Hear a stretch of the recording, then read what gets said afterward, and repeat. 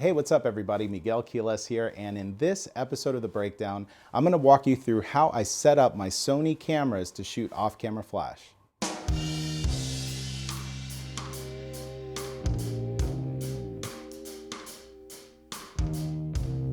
Hey, what's up everybody? Miguel Quiles here, welcome to The Breakdown.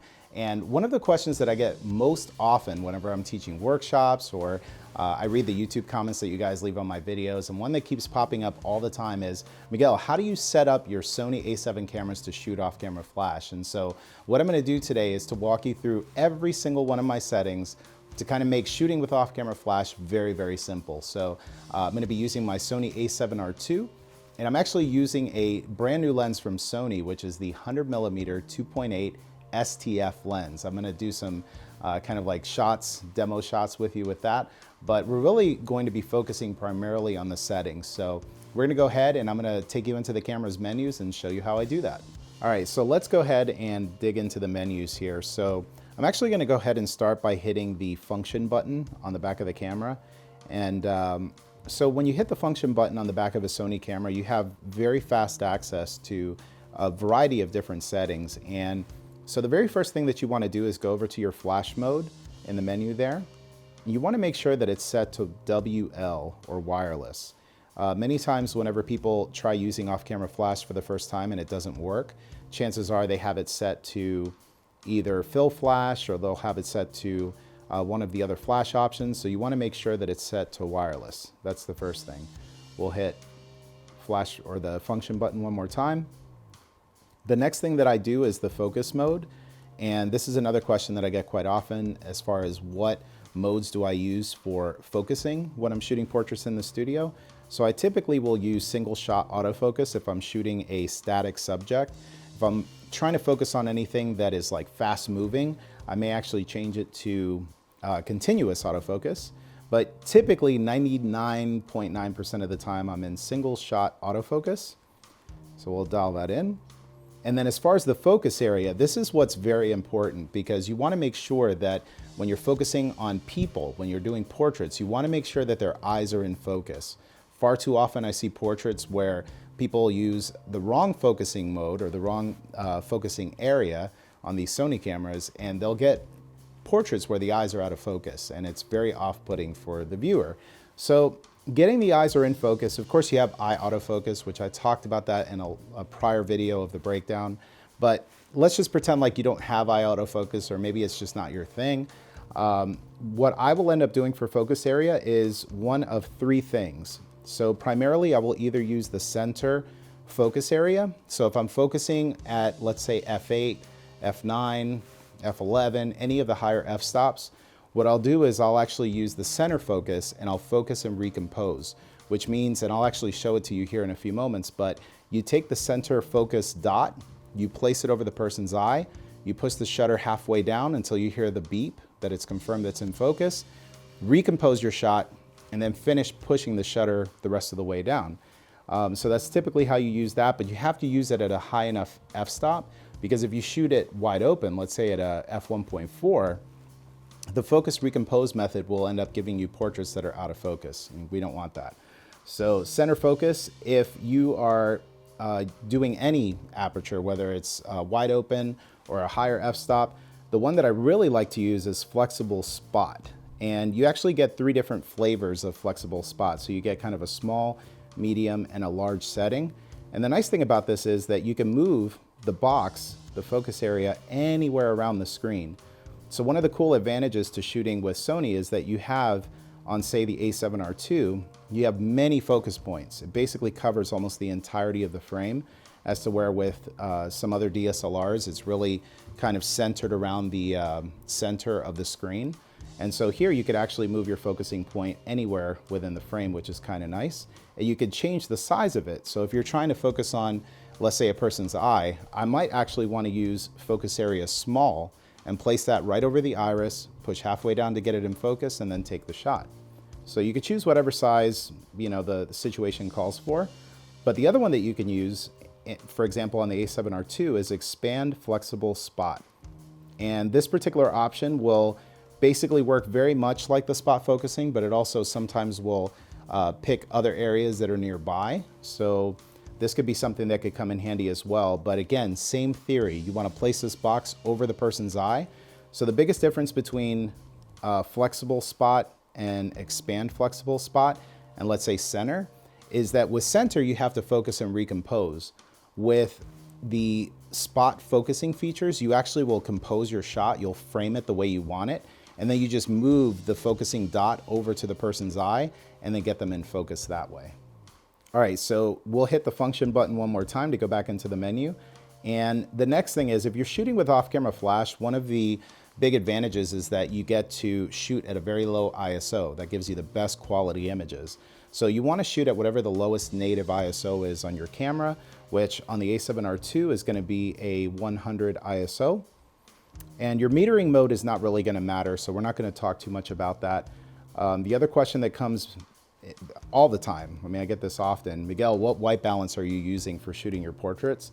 Whenever you're using off-camera flash, really I only use one of two.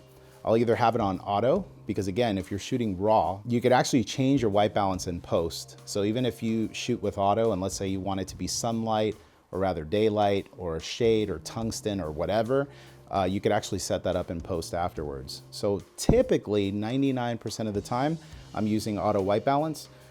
There will be some times when you shoot auto white balance and the image comes out looking kind of blue. So in those types of scenarios, even though I can change it in post, it makes it a little bit difficult for me to show someone the back of my screen because they don't get to see the post result. They're looking at the back of my camera.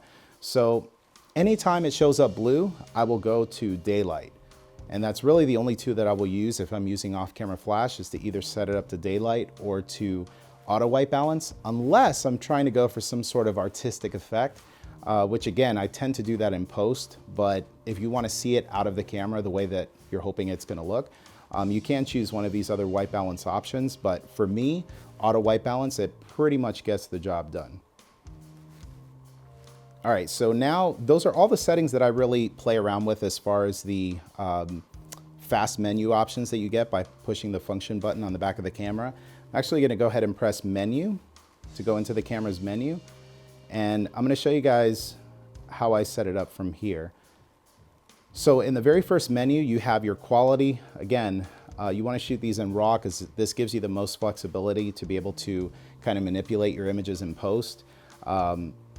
If for some reason, let's say you are shooting an event where somebody says, hey, I need these photos right away, then what I will often do is shoot RAW and JPEG. So that way I have the option afterwards to post-process an image further if I need to, but I'll still have the JPEGs being saved on the card so that I can deliver that to my client. But most of the time it's going to be RAW. Your RAW file type, it can be uncompressed, it can be compressed. To be honest, for off-camera flash, for most portrait work, you're really not going to see the difference. I've never been able to see it, but there are certain scenarios where you may want to choose one or the other.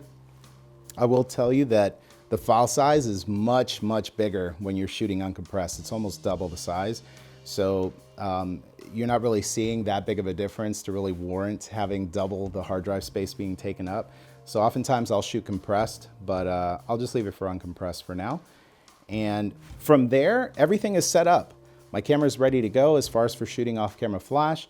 So I'm gonna go ahead and actually demo this for you. We've got a little studio light setup here, and I'll talk you through the setup and show you the results using these menu options.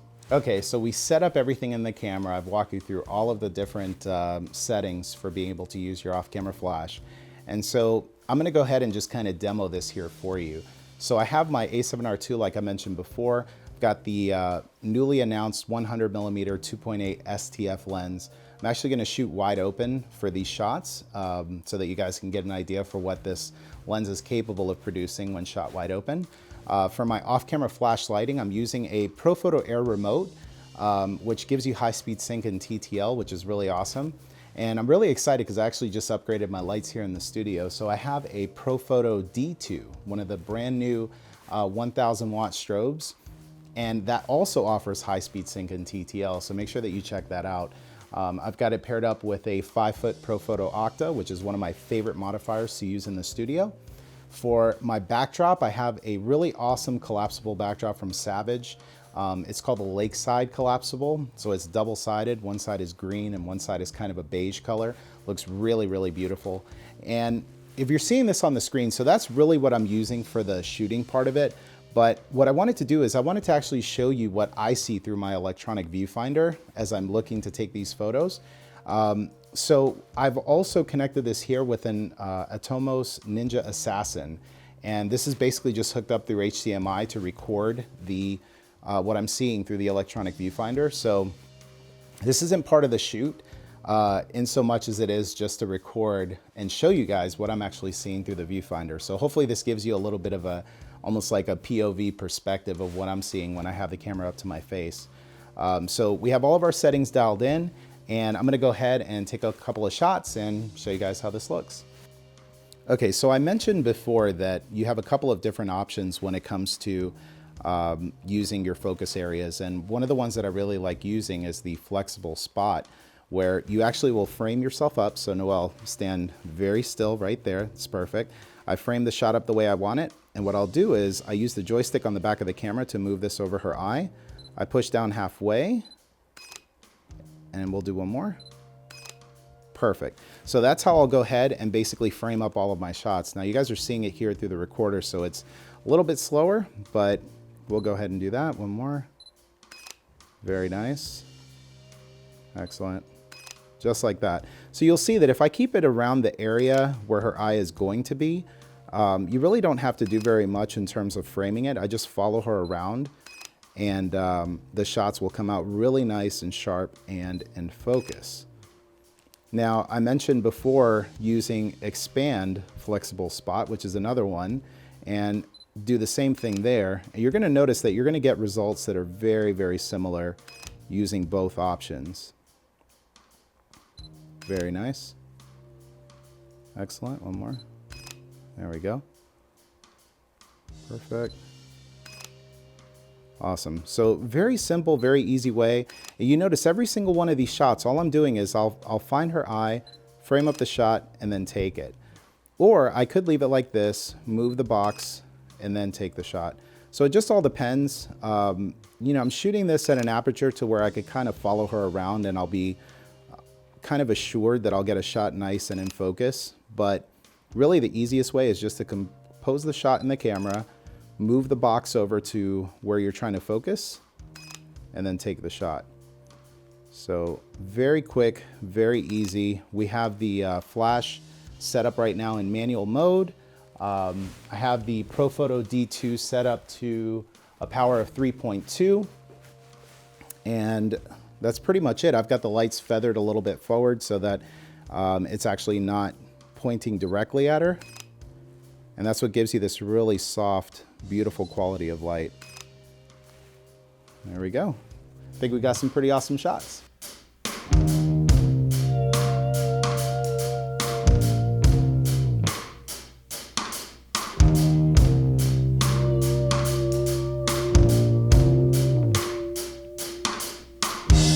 All right, everybody, so hopefully you found that helpful.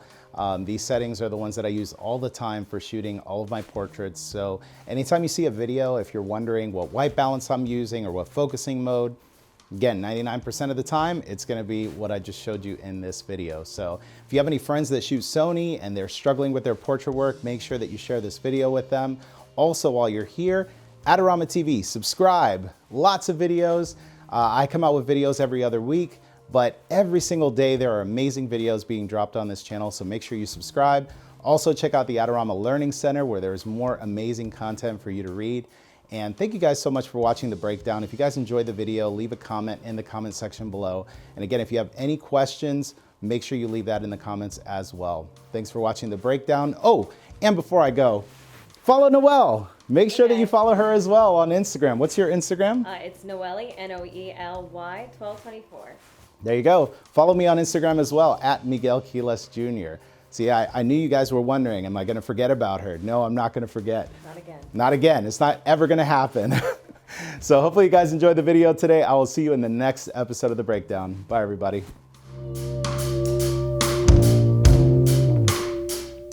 That's really awesome. Just like that. Yes, perfect. Work it, girl. Amazing. Oh my gosh. That's what really goes Good on. times in here.